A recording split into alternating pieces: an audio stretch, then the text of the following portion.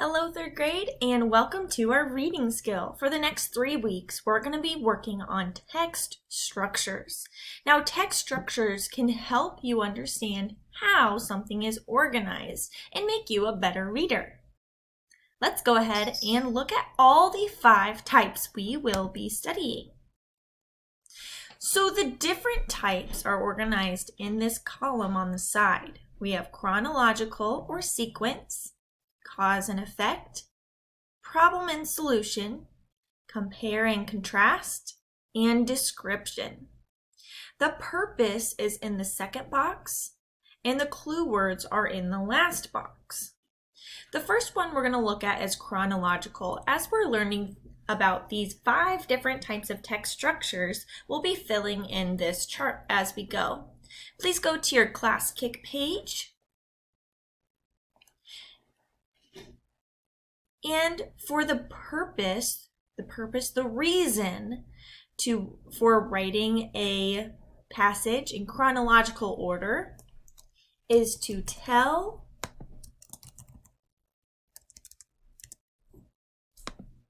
remember, you can always pause the video if you need more time to type. Tell the order or steps in a process.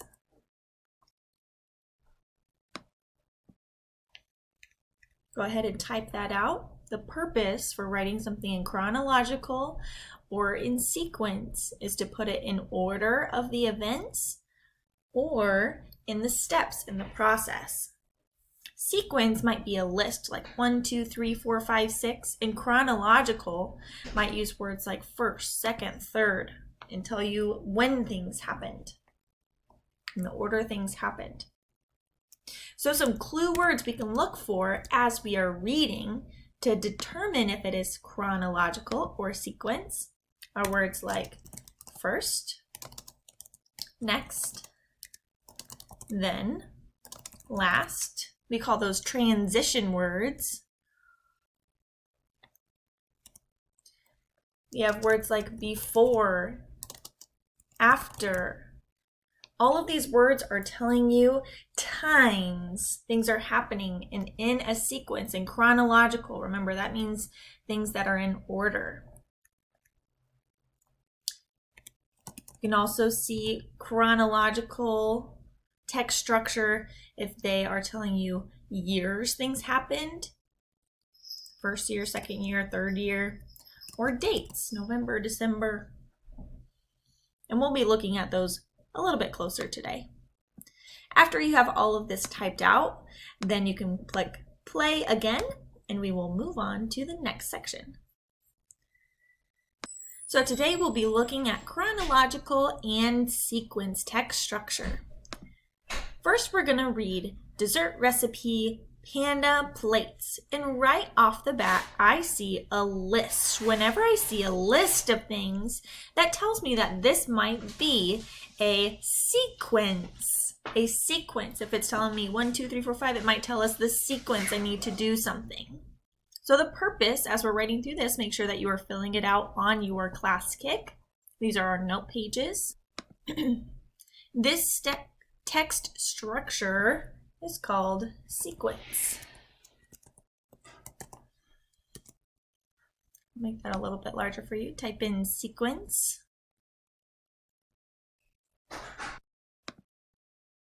Now, sequence explains the steps in a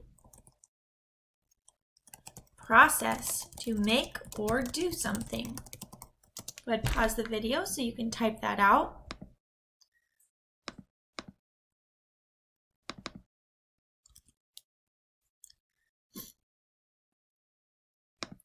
Make that a little bit larger for you. Explains the steps in a process to make or do something.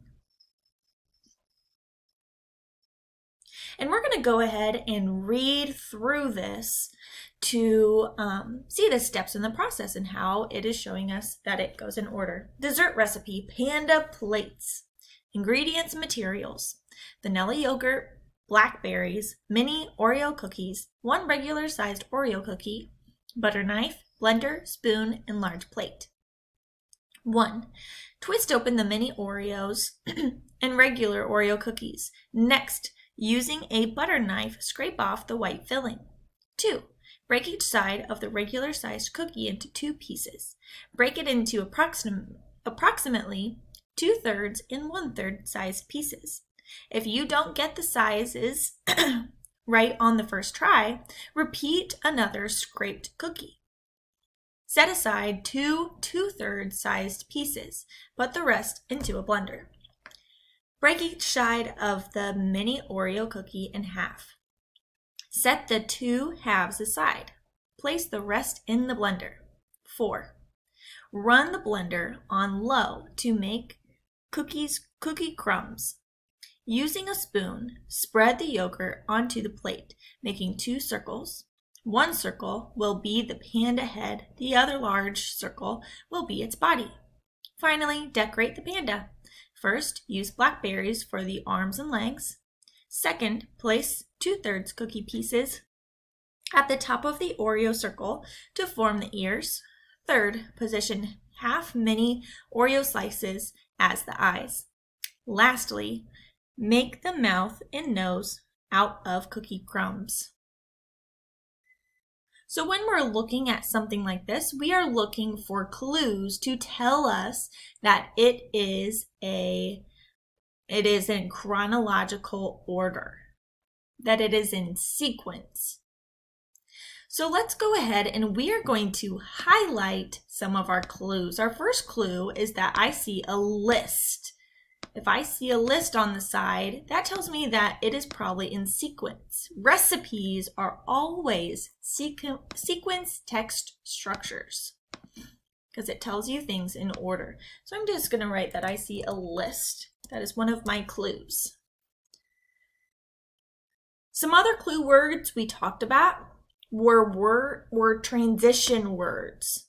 So those are words like finally, highlight finally, first, second, third, and lastly. All of those are other clue words. So highlight those clue words.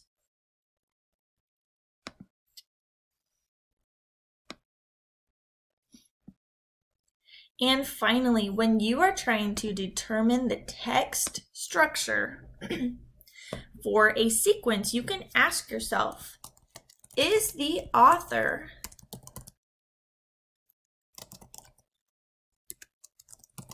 giving steps to follow? Must the steps be followed in order? The most important part is that it needs to be in order. So go ahead and I want you to type out this second part. Must the steps be followed in order? For it to be a sequence, it has to give you steps and it has to be in order. Let's move on to the next text structure, chronological. Very similar to sequence, but we're talking about time instead of a list. Before we do that, I want to show you an example of what something in chronological order would look like. In sequence would look like. We could write it in a list of how things happen. First, you would have to do step 1, then step 2, step 3, step 4, step 5, step 6, and that's the order that you would have to do it in. You can't do the bottom one, and then the middle one, and then the back one.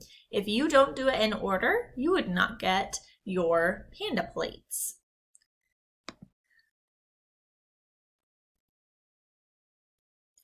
This second text structure is chronological. Chronological. Type chronological in the top. C H R O N O L O G I C Chronological. Chronological. When you think chronological, I want you to think of a clock. That things are going in time. Chronological clock. Things are going in order in terms of time.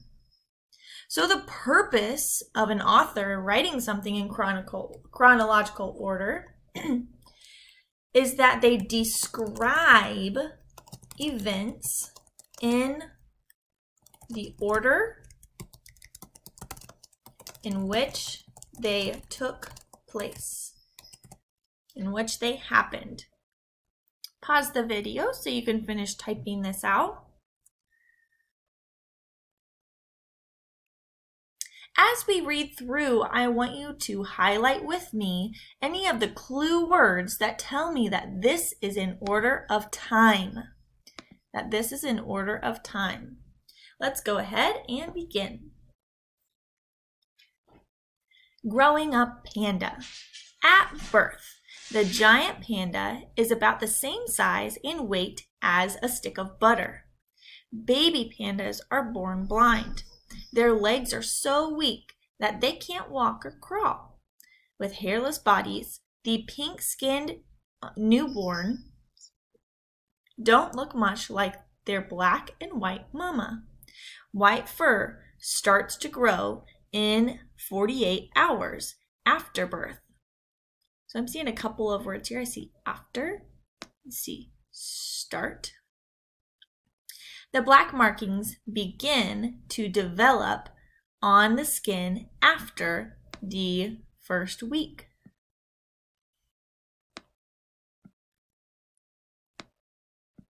At 2 weeks old, the black fur starts to fill in. The first few weeks of her baby's life, the mother panda rarely puts her baby down. When sitting, she holds her tiny offspring in her paw or arm to keep it warm. When the mother is on the move, she gently carries the baby in her mouth.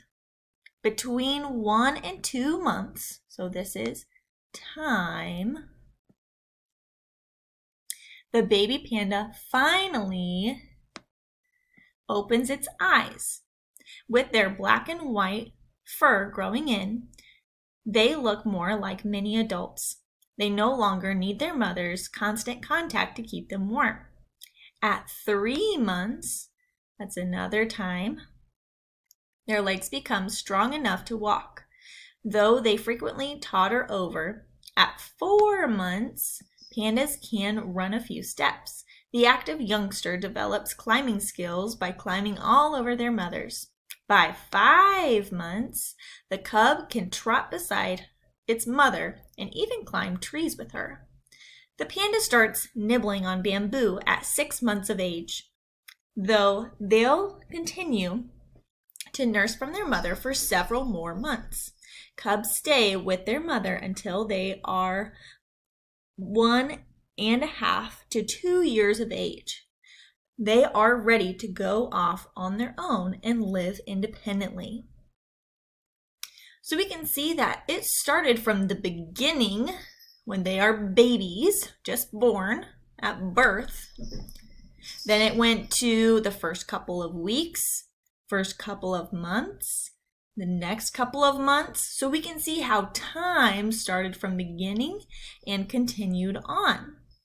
So here's another one, several more months, or 2.5 years.